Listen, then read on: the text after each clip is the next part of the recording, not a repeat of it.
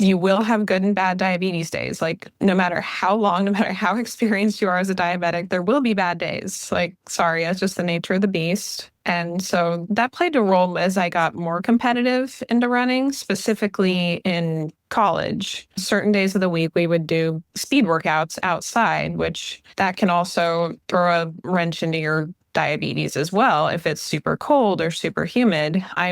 Welcome to the Your Diabetes Insider podcast, where we take all of the mysteries of blood sugar control, focusing on nutrition, exercise, and any of the other 40 plus factors that may impact your blood sugar. If you don't know me, my name is Ben Zeal. I'm a registered dietitian, certified diabetes educator, strength and conditioning coach, and I've lived myself with type 1 diabetes for over 20 years. And I am here to share everything that I have learned in both my personal and professional experience so you can live that incredible diabetes life. So get ready and let's dive right into today's episode. Welcome to this episode of the Your Diabetes Insider podcast. And we've got a very special guest today, someone that I recently met in one of the craziest ways possible, but we're here and this is amazing. She's got the beatus. Welcome, Laura. Hi, Ben. Thank you again for having me. This is awesome. Thanks again for having me on your podcast. I'm excited to talk about running and endurance athletics and diabetes. Well, it's wild because we're obviously here, and just for anybody listening who may not know the context. So Amelia and I went to Seattle probably, 3-ish weeks ago, and we always go to the gym. One of my wedding vows to her was we will find a gym wherever we travel. And that was, I've kept true to the promise so far, and I have no intention of stopping it. But that being said, we go into the gym, I start warming up, and Laura's there, and she says, "Hey, I think I know you from social media." And then we start talking, and she's got the beatus too. And suddenly I'm like, wow, we're talking, and she's talking about her endurance athlete experience throughout, high school, college. And I'm like, this would be a great topic to talk about on the podcast because I don't think we've talked about this ever. So I'm super grateful for you to share some of your experience on that and educate people and talk just a little bit about, your intro to diabetes. So tell us, how did the journey begin for you once upon a time? So once upon a time, it was mid-year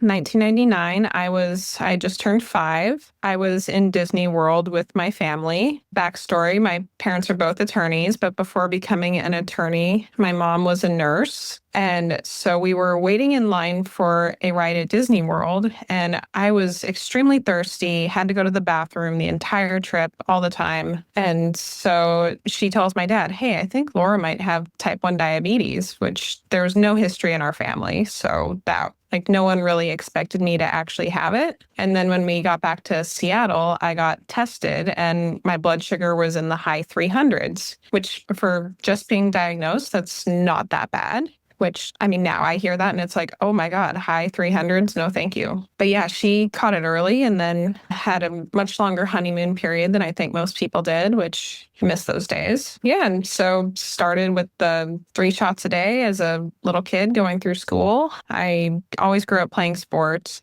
Never let diabetes slow me down. So just kind of learned to grow and develop as a person with diabetes, and also always had sports and athletics into the equation and still do to this day. And I think it's helped me become better controlled and just far more aware of my body, and knowing if something's off, I can tell really quickly. It's like, oh, is it because of a low, or did I just run extra hard today and I'm tired, or both? Who knows? And it's wild because I'm over here thinking, you're like, hey, I was diagnosed in 1999. I was at a theme park, and in my brain, I'm like, first of all, are we almost diversity twins? Because I was also diagnosed in 1999. And then I got the news while I was at Six Flags outside of Chicago, which I have not been back to since, probably because I'm scarred for life. But this is the first time ever. So I know we talked briefly about the diversity thing when I met you, but the theme park thing, I'm over here like, what are the odds that I meet the one person who also potentially was diagnosed in a theme park, in the same year,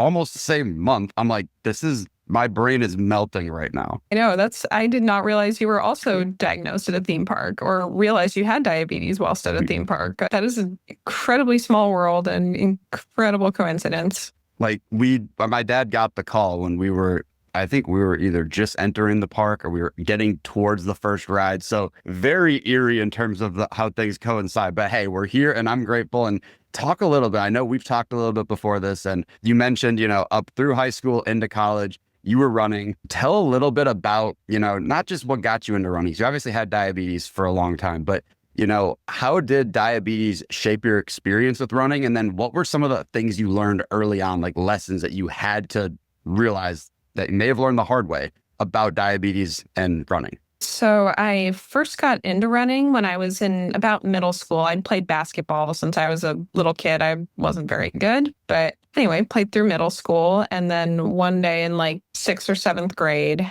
I just got that Forrest Gump urge to just go run. And that urge never really went away. And I think transitioning more into running was easier because I'd learned to deal with diabetes through lacrosse, basketball, other sports I'd played through my life. So that was just another thing to consider. And back then the distances were much shorter, so I didn't have to think about managing blood sugars for 30 minutes to an hour for races. Instead, it was just like 15, 20 minutes, which totally manageable. Even if you're a little on the low side, like you can still push through that. And then as I've gotten older, I realized the magic of consistency and doing the same things every day. Not the same things, but keeping a consistent schedule. So I know what to expect, know what foods and liquids are going to affect me at a certain time. And yeah, learned that just kind of as I was going through high school. As you mentioned on your podcast, Ben, like you will have good and bad diabetes days. Like no matter how long, no matter how experienced you are as a diabetic, there will be bad days. Like, sorry, it's just the nature of the beast. And so that played a role as I got more competitive into running, specifically in college. Certain days of the week, we would do speed workouts outside, which that can also throw a wrench into your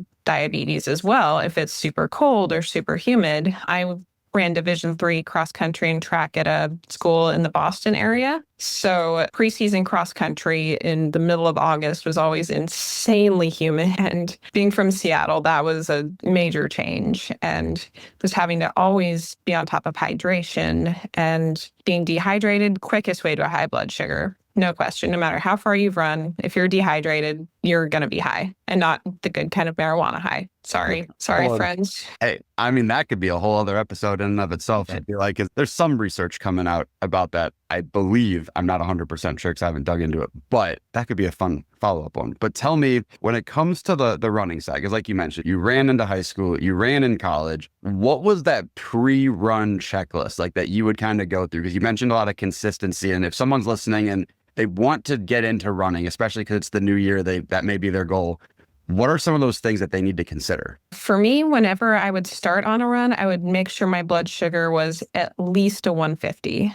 I generally run a little more on the low side. That's just me personally, but I've talked to other people and they're like, oh, I wouldn't go running unless I was at least a 200 at the start, which, that's good because when you're walking, running, you go down fast. And if you start at a 70, you got maybe 10 minutes before you're low and you're wobbly. So I always made sure my blood sugar was at least a 150. Nowadays, I just do gummy vitamins and coffee before running because I run at 5 a.m. because I'm crazy. But yeah, back when I would run midday, it was like, okay, have lunch that consisted of some sort of complex carb, some protein with fat, like peanut butter and jelly sandwiches. That was always my go-to lunch before afternoon meets. So I would always have that on meet days. Practice days, I'd be a little more flexible because, if you need to stop and drink juice or have a goo pack or Skittles, like that's fine. Practice days, that's okay. That's when you get to work out the kinks. And especially if you're having a bad diabetes day, like whatever, it's fine. You deal with it. Well, Kat, interrupted you real quick right there. I'm curious because you mentioned like for right now, you're working out first thing in the morning. Do you notice that has an advantage from a blood sugar standpoint? And I know from my angle, I would see it as there's no active insulin from any sort of food, unless there was, if there was a high, there might be a little bit. But does that tend to help you, or is that just something you've had to get your body to adapt to just because of your schedule? My body's adapted really well to it. I've done it since 2017. So, and especially with like the Omnipod and CGM, I'm pretty much stable the whole time. Like same thing. I try to start at a bit of an elevated blood sugar, just knowing that I'm going to tank inevitably. And my lows now are more immediately after the cardio portion of my workout. And then the rest of the day is essentially smooth sailing unless I eat something weird or go on a long walk or something. And you mentioned with that too, because like you're like, hey, I run around 150, which I know from a lot of people that, my team and I have worked with, and just from research in general, a lot of people like to be 120 to 180 just because there is still that room to drop if needed. But then also once you hit 180, your body starts getting more dehydrated. So going too high is usually not the best. So I love that you're right in the middle of that range.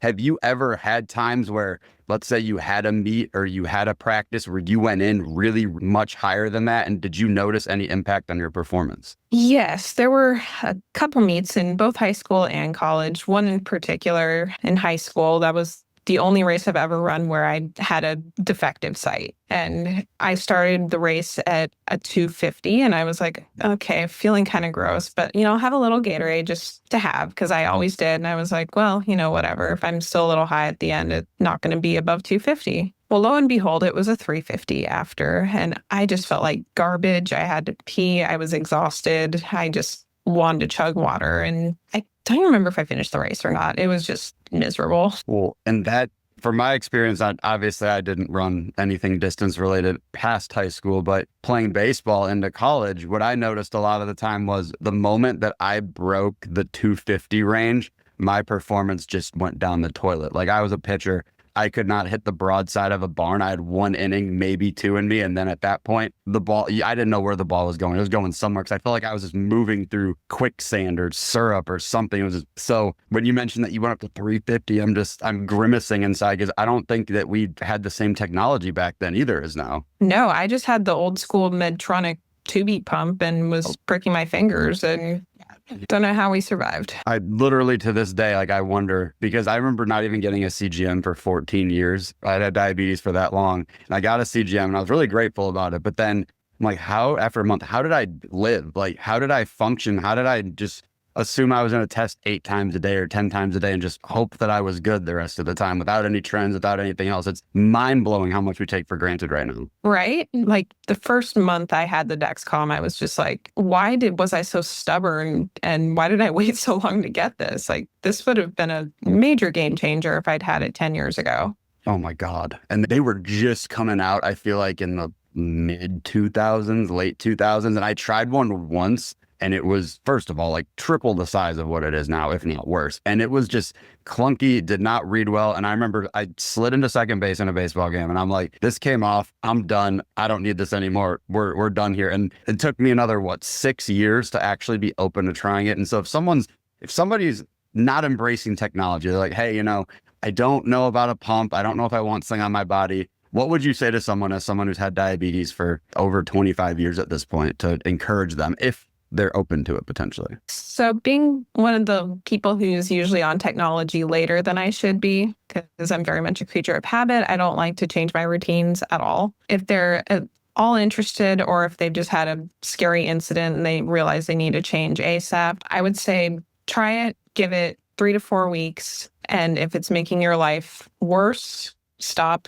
But if your life remains the same or better, keep doing it. It'll get even better as time goes on. Which I like the approach, because you're not just saying try a sensor or try like a pod or a site. It's try a few of them, because you may have an experience where the first 1 or 2 doesn't go well and suddenly I'm done with it forever. I don't want to do this again. Like, give it a little time if you have the ability to do so. Yeah, for sure. And back to running for just a second, because I know that there's going to be people who are like, I know this has to be my thing. So right now, I know, we talked about higher blood sugars during a meet. You mentioned practices though, too. So I know, seeing it in my own life, practices versus meets or practices versus games, very different with how they're handled by blood sugar. So what trends did you tend to notice when things like that, when you'd have practice and then the next day you'd have a meet, for example? Meets, because there was the adrenaline aspect too, that always made me go a little higher, which for distance running, great, that's what you want. But for practice, it's like, okay, I had sort of a stressful day. I didn't eat as much at lunch. And then I do a couple miles or so, and then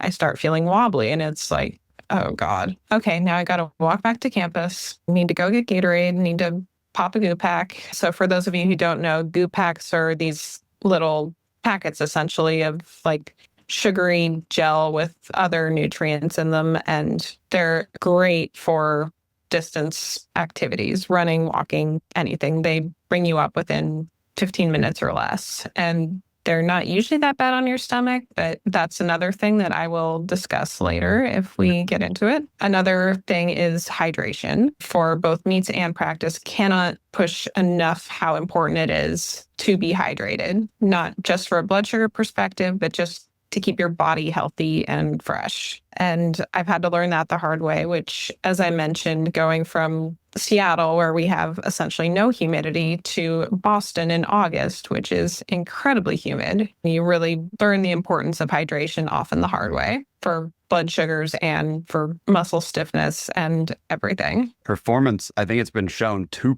hydration, 20% decrease in performance. And 2%, like when you feel thirsty, it's too late already. Like you're done, which is wild. And electrolytes are, of course, a part of that I geek out on because I'm a nutrition nerd. But what have you found as a runner? Like, have you found a blend of electrolytes that tends to work best for you that you would say, hey, this works really well? Or, hey, I like this one because of the convenience, or I used this one when I was racing in college. Like, did you find any solution that worked really well for you and your blood sugar? Growing up, I used Gatorade just because that was kind of the go-to. That was the one everyone knew about. So I just learned to deal with lows during athletics through using Gatorade. But then when vitamin water and all the less processed things started coming out, I opted for those instead. Like vitamin water was probably the best thing for me when I was running competitively in high school and college. Don't use it as much anymore. I've kind of reverted back to Powerade, Gatorade, because it's like, okay, it's easier to get and it tastes good. So yeah, no pressure to run and break records anymore. Well, and it's fun you mentioned Gatorade and Powerade because I feel like they're, like you said, very well known, amazingly marketed. And one that I found that's really interesting, and you can get both a lower carb or no carb version, but also they have one that's got, straight carbs in it. Body Armor, I absolutely love because they've got tons of potassium, all the vitamins, and then you've got all the electrolytes that Gatorade, in my opinion, that it should have, but it still will raise your number if you need it to. So I'm like that, or even coconut water, I feel like to me are two other options that could be definitely looked at. I've not heard the coconut water one. I've used Body Armor a few times and I was thoroughly impressed with that one. And I wish I would have found it earlier because it's definitely less intense on your stomach and your body than Gatorade and Powerade, which are just straight processed garbage, for lack of a better word. But it works fast. So that's why I feel like it's able to be found everywhere and it's fast. Body Armor, I feel like I don't even remember drinking it until like 2017 or so. So I don't think it got really big for a while. Yeah, that might be why I couldn't find it in college because I graduated in 2016. So it was probably just becoming a thing and being set in my ways with what I knew. I was like, I'm not going to try that unless someone has it and there's no other option. Oh, then it's actually really good. Okay. So I was going to jokingly say, I'm like, so the lesson is sometimes try the new stuff, but at the same time, I feel like as long as, again, as people with diabetes, we have to be open-minded to the newest stuff that comes out. So I would just say Body Armor. That's one of my faves. And for some people too, if they're like, hey, I'm traveling, I can't take a liquid with me. If you don't stop at a grocery store, wherever you go, you can get like Pedialyte pouches. And as much as those are sometimes annoying because there are a few carbs in them, but there's still sodium, there's still potassium, there's still magnesium, there's chloride. You get everything you need. So just another thing, I feel like electrolytes don't get any love. And I could probably talk about electrolytes for the next hour. We won't do that.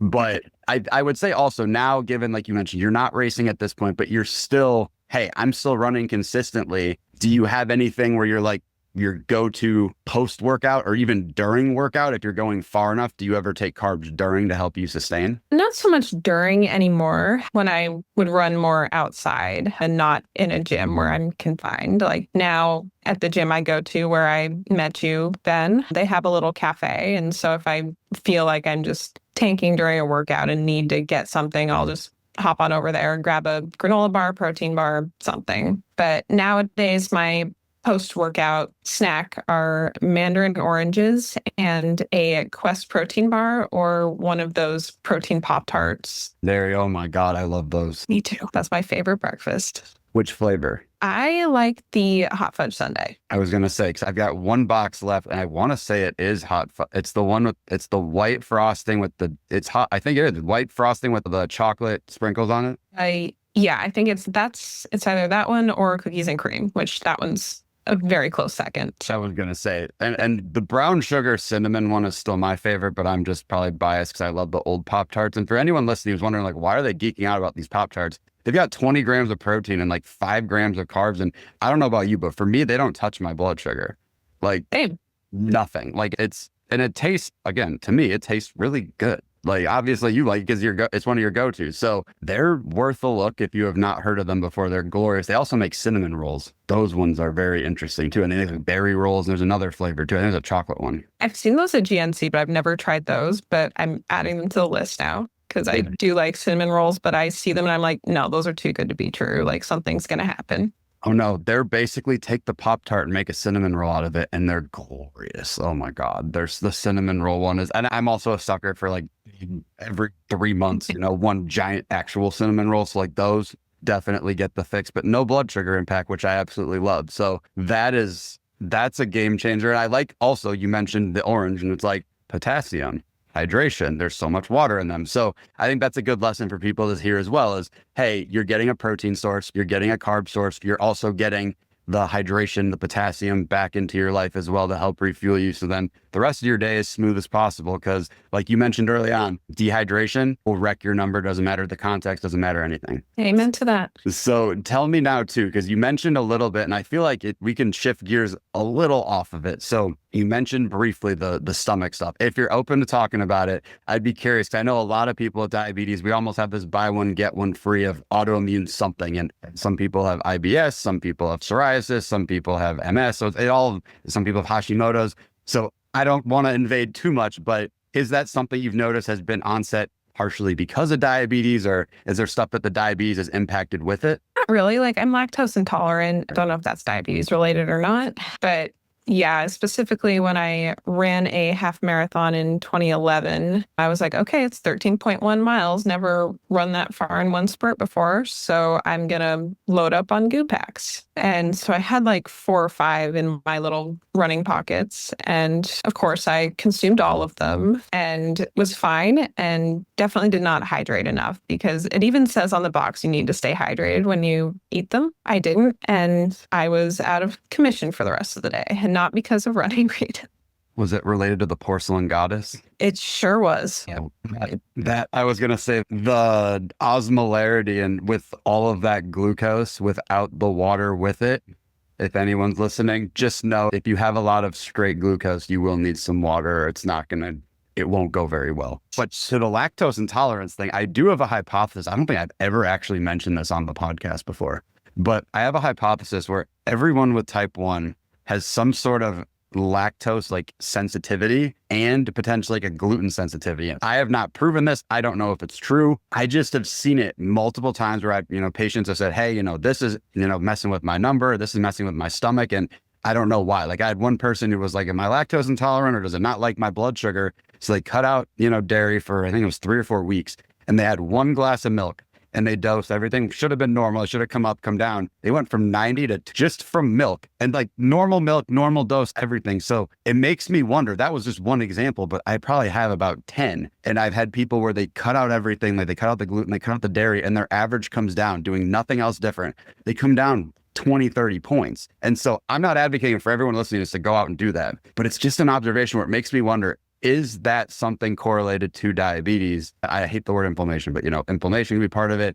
I've always wondered that. And so I wonder with your situation and just in general, if you've noticed anything like, hey, if you inadvertently had something lactose related, did that end up spiking your number or did you notice any sort of wild variability with it? Yeah, I've noticed when I have like even cheese, which has no carbohydrates in it, on paper should not affect your blood sugar. Cheese wrecks me. Like I spike whenever I have cheese with anything. Like even if it's just a teeny little saltine cracker, like that cheese gets me. Well, and it's wild because I know, and I talk about it decently amount, social and on here where fat and protein can impact, especially the protein side. But to your point, a tiny little bit of cheese, that's not going to mess with anything, even with the protein standpoint. So it still makes me wonder. I feel like that hypothesis, if anybody's listening to this and has heard of something, please message me on social media and tell me because I want to know. We need to solve this. But I never get to geek out about this stuff. And there's someone who gets it, who's lived with the beatus almost to the day. So you get it, Yeah, absolutely. And another thing that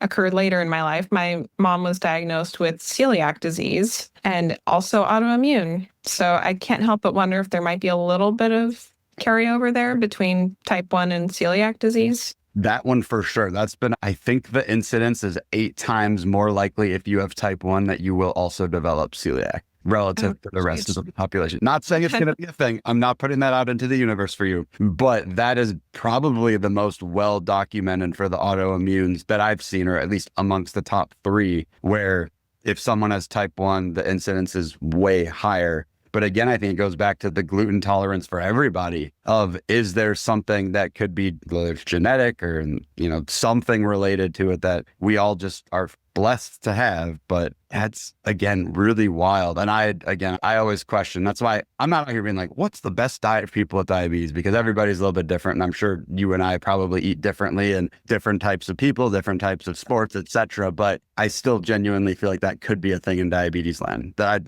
love to explore. But if someone does research, please tell me, holler, let's do a study. That'll be fun. But one thing I ask everybody, every guest that comes on here, and I'd be curious for your answer on this, is what is the X factor for you, the most underrated X factor related to your blood sugars? Like sometimes people will say hydration, sometimes people will say sleep. Like what's that thing that nobody talks about that impacts your blood sugar more than anything else? I probably have to second hydration. Whenever I'm well hydrated, 99 times out of 100, I will have my blood sugar in range over 80% of the time. Any last thoughts or any, final words of advice for someone listening who wants to get into running, has diabetes, and is a little bit concerned? Trial and error. Like that's the best thing you can do for yourself, because what works for me it likely will not work for you, and vice versa. So yeah, deal with the tough highs and lows. It's worth it in the end. Once you get down your rhythm and can increase distance, that's great. Yeah, trial and error. Find out what works well for you and what doesn't work. Just as important is knowing what does work. And I like that you brought up the not everything that works for one person works for the next, because